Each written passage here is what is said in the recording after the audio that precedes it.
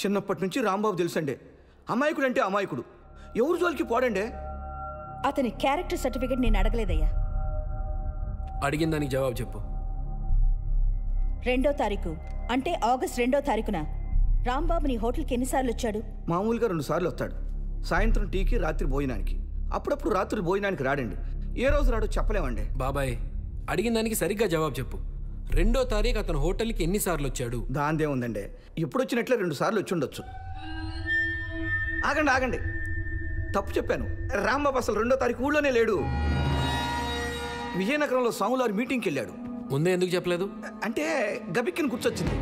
స్వాములారు చెప్పిన మంచి మాటలు రాంబాబు మా అందరికీ చెప్పాడు. ఏమని చెప్పాడు? ఆయన చెప్పినవి పాటిస్తే మన జీవితాలకు మంచిదని చెప్పాడు.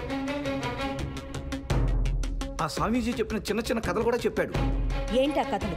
అది సాయిబాబా ఆత్మరూపంలో రామకృష్ణ పరమహంస గారి దగ్గరికి వెళ్ళిన కథ అండి. విజయనగరం నుంచి రాంబాబు ఎప్పుడు తిరిగి వచ్చాడు? మరుసటి రోజు. ఎన్నింటికి? ఆ రోజు అసలు అన్న ఆఫీస్కి రాలేదండి.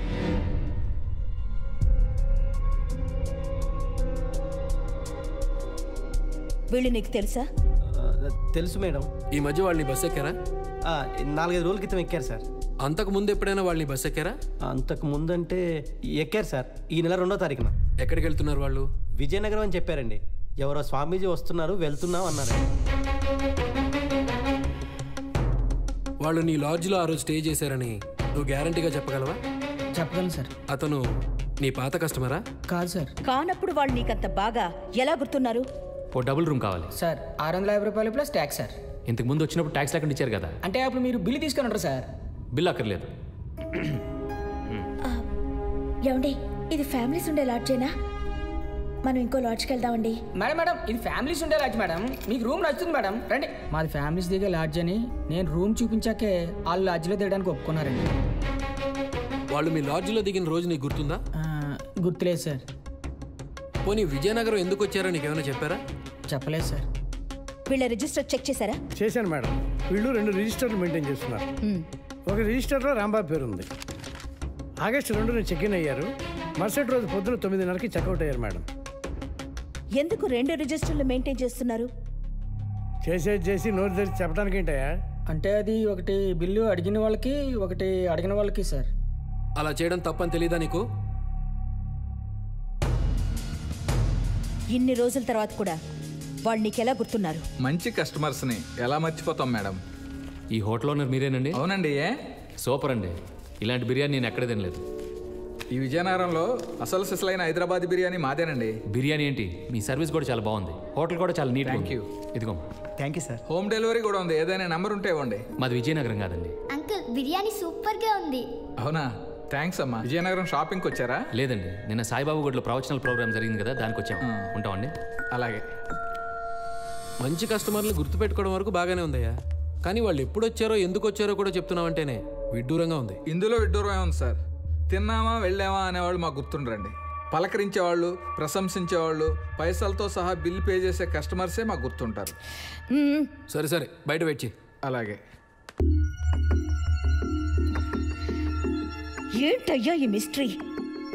ఈ నెల 2-3 తారీఖుల్లో వాళ్ళ ఇంట్లోనే ఉంటే రాంబాబు వీళ్ళందరినీ విజయనగరంలో ఎలా కలిశాడు? అదే నాకు కన్ఫ్యూజింగ్గా ఉంది మేడం. గీత, ఆ రాంబాబు వాడు చెప్పేదే నిజం కావచ్చు. ఈ కానిస్టేబుల్ అబద్ధం చెప్తున్నాడని డౌట్. లేదు సార్, నేను అబద్ధం చెప్పట్లేదు.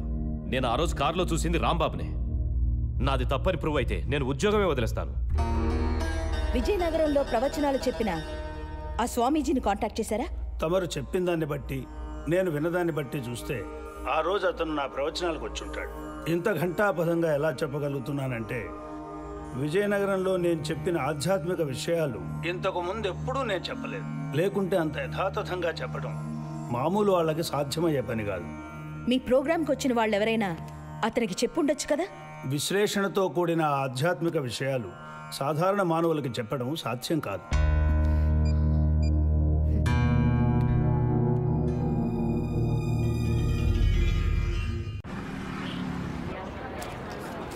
టికెట్స్.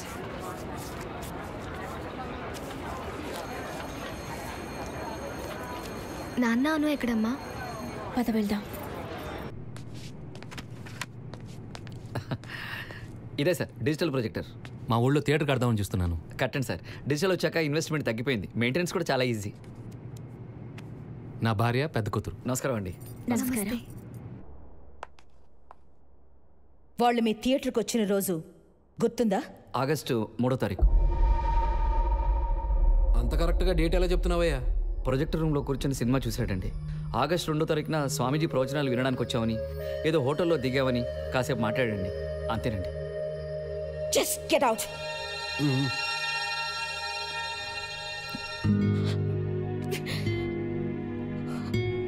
గీత, కంట్రోల్ యువర్ సెల్ఫ్. పద.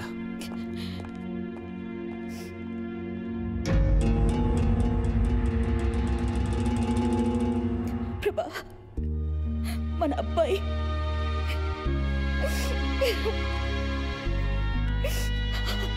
వాడికి ఏం కాదు, నువ్వు ధైర్యంగా ఉండు.